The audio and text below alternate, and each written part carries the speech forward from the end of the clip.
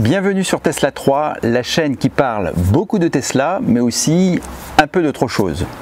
Pour ceux qui sont habitués au code couleur de mes vignettes, le rouge indique que je présente aujourd'hui un tuto. Désolé pour ceux qui attendent des vignettes vertes ou bleues, mais la situation du confinement actuel est plus propice aux tutos ou aux reviews. Mais je vous promets que je ne vous oublie pas. Au programme, l'installation d'un OBD pour pouvoir entrer au cœur de votre Tesla et ainsi connaître, par exemple, sa puissance réelle, l'état de la batterie, le comportement des moteurs, etc. Cette application fonctionne avec toutes les Tesla, mais l'installation du jour concerne la Model 3. Jingle!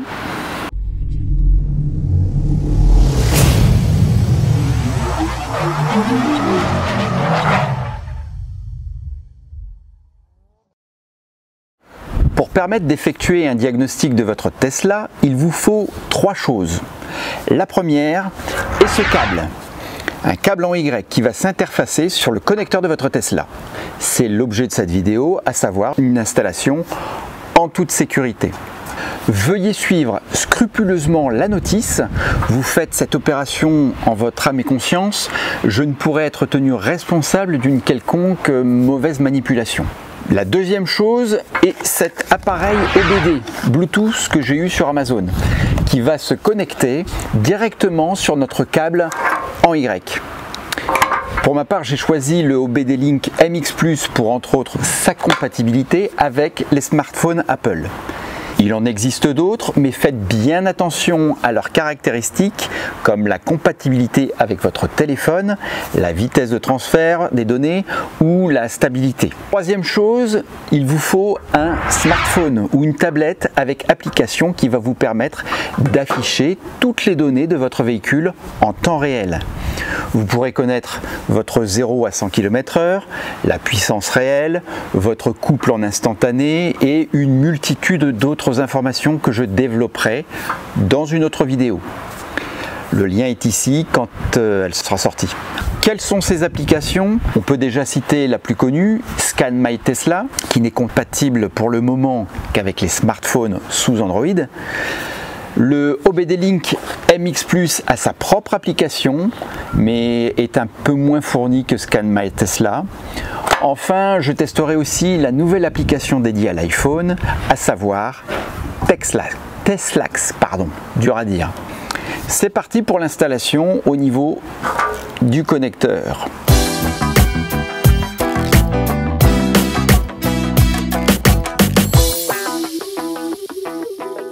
Alors nous voilà près de la voiture. La première chose à faire, on va ouvrir les carreaux, les vitres du côté passager et côté arrière. On va les ouvrir à fond. Je vais retourner la caméra. Alors effectivement, on va baisser les vitres côté chauffeur et puis à l'arrière aussi pendant qu'on y est. Pourquoi je fais ça? C'est dans la notice, hein, l'instruction du câble en Y. En fait, si jamais lors de la prochaine opération qu'on va faire, c'est-à-dire on va dans sécurité, on va couper l'alimentation. Donc si on coupe l'alimentation et que on se retrouve enfermé dehors, il n'y aura plus moyen d'ouvrir la voiture. Donc c'est pour ça on ouvre les fenêtres. On va également laisser entrouvertes les portes, ça nous facilitera l'accès. Et puis chose que l'on va faire aussi avant toute chose, de mettre son téléphone, enlever le Bluetooth dessus, comme ça il n'y aura plus de communication avec la voiture. Et par accident, la voiture ne pourra plus s'ouvrir. Donc maintenant je vais couper l'alimentation, on coupe, il me demande si je veux confirmer la coupure de l'alimentation, je vais confirmer. À partir de ce moment là, on va attendre, vous allez le voir, on va attendre aux environs de 5 minutes, 4 à 5 minutes. Qu'est-ce qu'on va attendre? On va entendre ce qu'on appelle le clonk. C'est un bruit sourd que vous allez entendre à l'avant de votre voiture, qui définira en fait l'arrêt de tout le système d'alimentation du véhicule. Et à partir de ce moment-là, l'OBD et le buscan, enfin toute communication avec le véhicule sera coupée. Et on pourra faire brancher notre câble en Y en toute sécurité. Donc là, je coupe l'alimentation, il est 11h46. Ça n'a pas marché, ben oui, je vous conseille d'ouvrir les fenêtres et d'ouvrir les portières. Et qu'est-ce que je fais? Eh ben, j'ouvre pas la portière, et donc au moment où j'ouvre la portière, l'ordinateur de bord, eh ben, je vous le montre ici, se rallume. Donc il faut réitérer la manœuvre. Je vais dans voiture, sécurité, couper l'alimentation, j'ai ouvert ma portière, la portière arrière aussi. Toute manœuvre, que ce soit le frein, les vitres électriques, la porte, tant que l'alimentation n'est pas complètement coupée. Voilà, donc là c'est coupé et on va attendre le fameux clonk en laissant bien les portes ouvertes et en ne touchant plus à rien.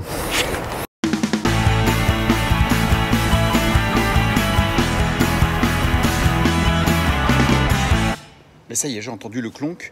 Eh ben, en fait, ça prend même pas 5 minutes. Hein. Donc je me suis mis, comme vous l'avez vu ici, au niveau de la roue. Vous entendez comme un petit moteur qui tourne. Et au moment où il y a le clonk, le moteur coupe.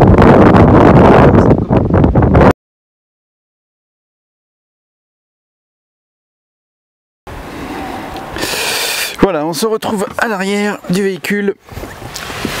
Alors on va enlever la boîte de mouchoirs Tesla. Ceux qui sont intéressés, je peux leur envoyer le lien. Je vais essayer de vous filmer ça depuis mon téléphone parce que mon Osmo Pocket est tombé en panne. Et j'ai pas pu la récupérer à cause du confinement. Donc, je vais essayer de vous caler ça. Voilà. Donc on doit enlever, on est à la place passager derrière.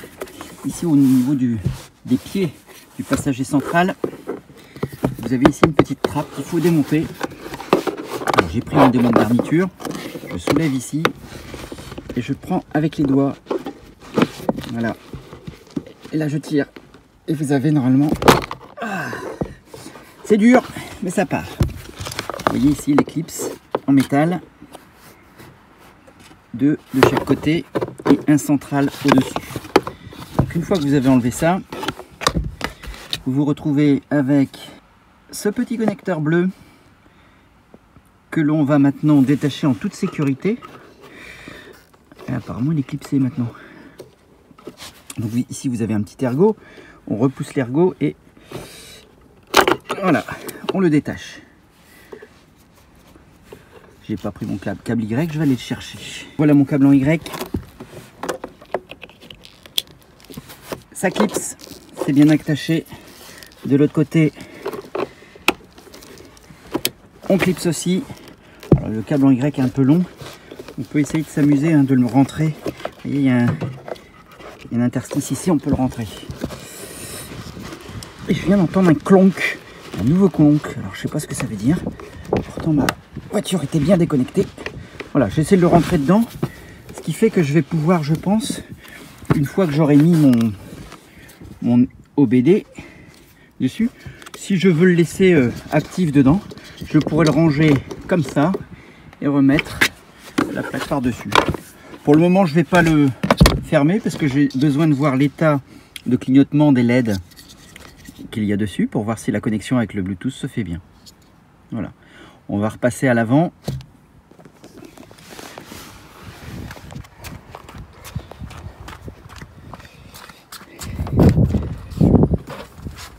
Voilà, j'ai ouvert la porte et là ça s'est reconnecté. À moins que ce soit quand j'ai connecté le... Donc tout est rentré dans l'ordre, je vais pouvoir fermer les fenêtres parce qu'il fait froid. On va passer maintenant à l'étape branchement sur l'OBD, sur le petit module et la connexion avec le téléphone.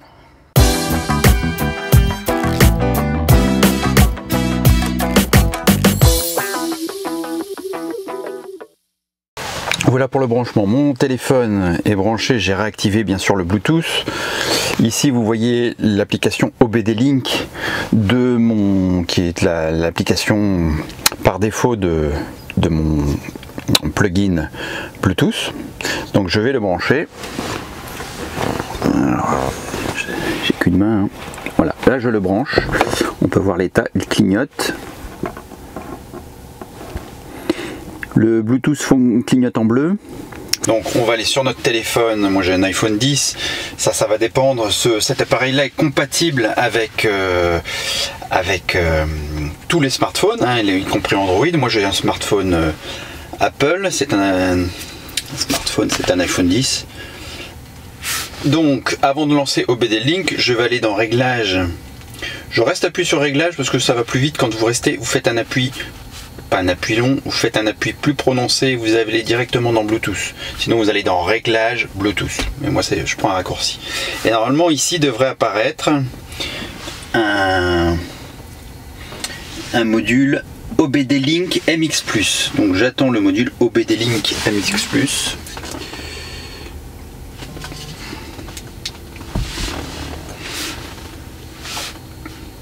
Voilà, il apparaît au bout d'un certain temps, il faut quand même bien 30 secondes, je clique dessus, je surveille et la LED clignote en bleu rapidement.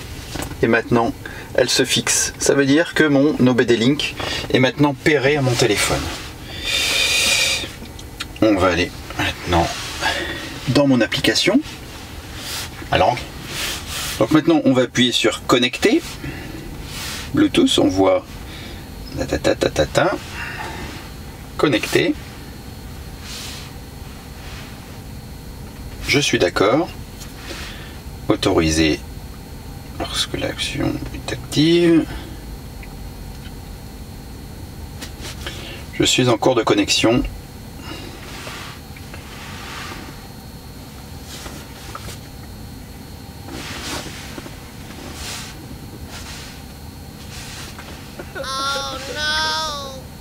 Ah. Bon, il y a du direct, petit souci, vraisemblablement avec l'application dédiée en fait à cet ODB là. Donc j'ai essayé plusieurs choses, j'ai reconnecté, j'ai même envoyé un mail au support de cet ODB là. Alors je précise bien que ça concerne l'application. Donc l'application, finalement, je me suis aperçu qu'il y avait une mise à jour du petit boîtier que je vais vous mettre en vidéo. Là, tout de suite, procédure d'update du petit boîtier OBD.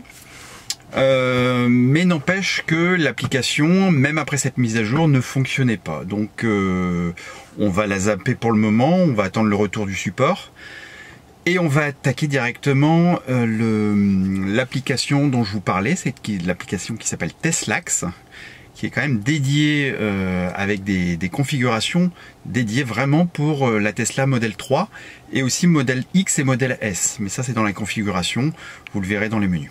Donc on attaque tout de suite avec l'application Teslax en attendant d'avoir un retour, comme je vous l'ai signalé tout à l'heure dans une prochaine vidéo, sur une application qui s'appelle Scan My Tesla, et je comparerai les deux.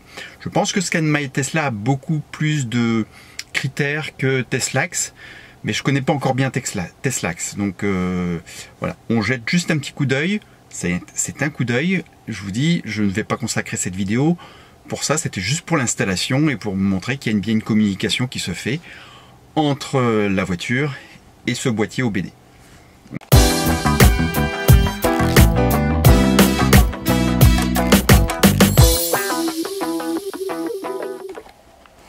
Donc vous voyez qu'ici j'ai juste lancé Teslax avec des préconfigurations. Ici j'ai mis c'est pas ici. Accessories. Alors c'est en anglais, hein, bien sûr. J'ai mis Connect to First Available, comme vous voyez là. Et tout de suite, il m'a repéré le DB Link MX+. Donc cette application là est vraiment très réactive. Et donc j'ai eu ces petits signaux qui sont indiqués, comme quoi il y a une communication qui se fait entre le véhicule et le petit plugin OBD Link. Voilà, donc rapide coup d'œil sur cette application. Alors ici vous avez bon, les accessoires, on l'a vu, les settings, ça vous pourrez changer beaucoup de choses, hein, notamment les unités de distance, de température, ils sont par défaut en Fahrenheit, en miles. Les torques c'est pareil, c'est par Newton-mètre, donc vous reconfigurez tout. Alors notamment ici les presets, vous voyez qu'ici vous avez même l'ancien firmware en 2020.4, mais le nouveau firmware 2020.8 de votre Tesla est préenregistré. Et ici vous avez les menus pour le modèle X, la modèle S et au futur la modèle Y. Donc tout est prévu dans cette application uniquement pour les Tesla. Je vous dis là c'est juste un rapide coup d'œil. Accessories, donc là je suis bien connecté. Je clique dessus sur l'accessoire, je mets que je ne conduis pas, bien entendu. Je mets que je ne conduis pas, I'm not driving. Et là tout de suite, il me met l'état de tout ce qu'il y a. Alors par exemple, pour s'amuser, là je vais toucher l'écran. Je tourne à gauche, je tourne à droite. Vous voyez qu'il y a l'angle du volant qui est pris en compte. On va pas rouler, on est en confinement, donc j'attendrai de sortir pour faire les essais. Mais vous avez ici, alors vous voyez ici Front Power par exemple. Moi c'est une propulsion, donc forcément je n'ai rien. Rear Power, donc là pour le moment je ne roule pas. Alors je vais rouler un petit peu sur mon parking, on va essayer. Vous allez voir que voilà, tout de suite il y a une réaction qui se fait. Alors si on veut, alors ça c'est le couple, la puissance de la batterie. Je ne vais pas rentrer dans le détail, mais c'est juste pour vous montrer ce que ça fait. Vous avez plusieurs présentations possibles, celle-là également. Et vous avez une petite option qui n'existe pas, je crois, sur Scan My Tesla, sauf si je me suis trompé. Petite présentation, c'est la présentation en miroir. À quoi ça sert? Si on veut poser son téléphone du style en mode voilà, en mode, on voit pas bien sur l'écran, il faudrait la nuit, mais si on veut le style mode affichage tête haute, eh bien voilà, on aura quelque chose qui s'affichera sur l'affichage tête haute. Moi je le vois très bien là, on le voit certainement pas bien à la vidéo, mais moi je le vois très bien là. Voilà, c'est la fin de cette vidéo, un petit peu chaotique parce que je ne maîtrise pas encore bien les applications. Mais encore une fois, l'objet c'était l'installation et montrer qu'il est possible de brancher un OBD sur la Tesla et d'avoir des informations correctes en temps réel. J'apporte aussi une petite précision, la qualité de l'OBD Link, elle est très importante, le choix de l'OBD Link est très important. Vous pouvez prendre des OBD Link qui sont beaucoup moins chers que celui que j'ai acheté.